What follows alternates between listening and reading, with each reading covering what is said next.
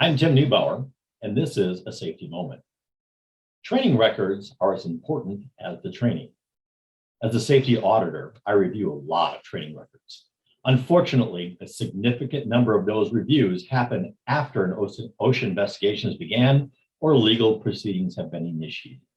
In most cases, the employer had good intentions and they did conduct the training, but the documentation just doesn't support that fact. One of the most memorable cases was early in my career. I was called in after a fatality. The training and the task had been conducted, but the only proof was an email that his crew had to attend training on that day. Their time cards reflected it, but there was no other documentation. And at that point, the third-party instructor had vanished. The company had no defense for that citation. Other times, I see a page ripped out of a notebook with the title of the class written on it, a date, and a bunch of illegible names scratched onto it. Who are these people? What was the training outline? Who was a facilitator? Was the instructor qualified to teach the class? This is another example of good intentions and poor documentation of the training process. I'm going to reference some OSHA standards and pull a few of my own ideas from my own experience into this next presentation. The first reference is a great one to know about. It's called Training Requirements for OSHA Standards, publication 2254.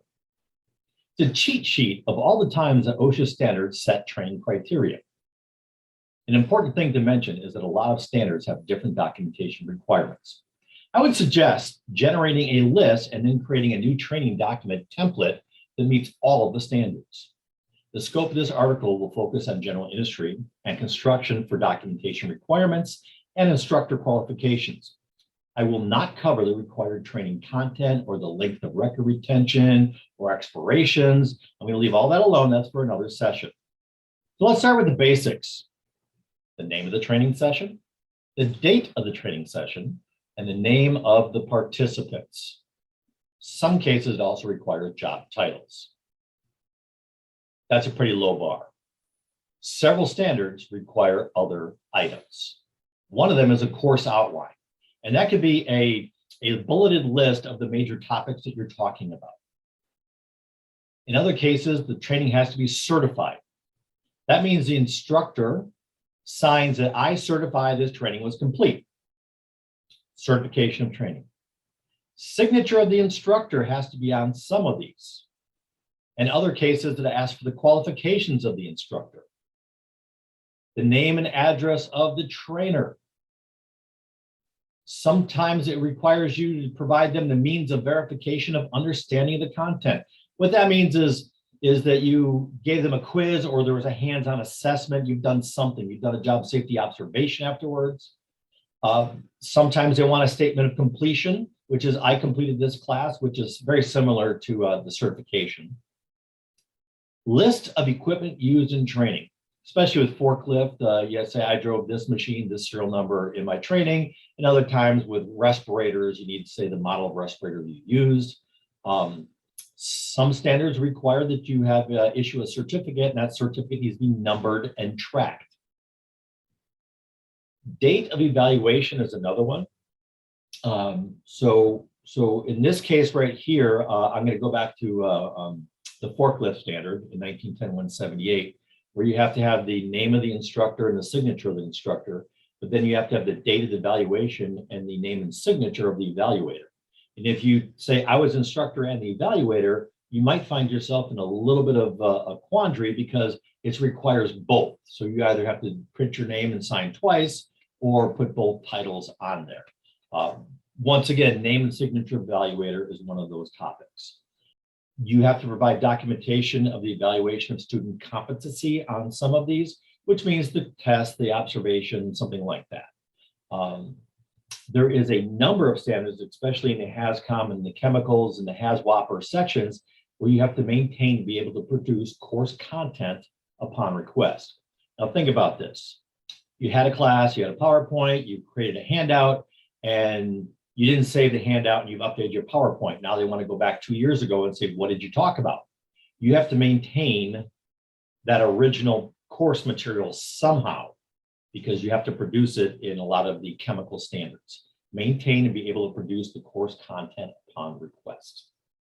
When OSHA does define the trainer's credentials, there are a few different terms we need to talk about. One of them is qualified. A qualified, possession of degree, certificate, professional standing, or who by extensive knowledge, training, or experience has successfully demonstrated his ability to resolve problems related to the subject matter. That seems like a high bar, and it can be. A lot of people say, I've been doing this for 40 years and therefore I know. But if you can't go back and actually prove that you know, you're going to have a hard time with this one. So where I'd like to say is qualified, possession of recognized degree or certificate is the easiest path here. A train the trainer course will do that. The next definition is a competent person, which means one who is capable of identifying existing and predictable hazards and has the authority to stop work. That's a very low bar for a trainer. And once again, in other cases, they do require a train the trainer certification. Be careful though, there's a lot of companies out there who will give you a train the trainer certification when it's not required by the standard, just because they're trying to meet the qualified definition. I'm going to give you a couple of qualifications for trainers. This is not a whole list. It's not all inclusive. I just went through and pulled out 5 so you know. Powered platforms, that's mobile equipment, aerial work platforms, mobile elevated work platform. You have to be a competent person to be a trainer.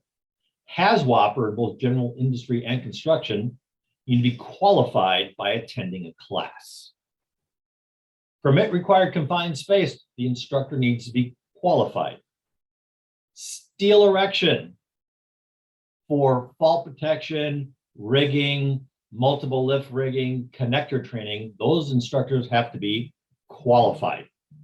Scaffolding, the instructor needs to be qualified.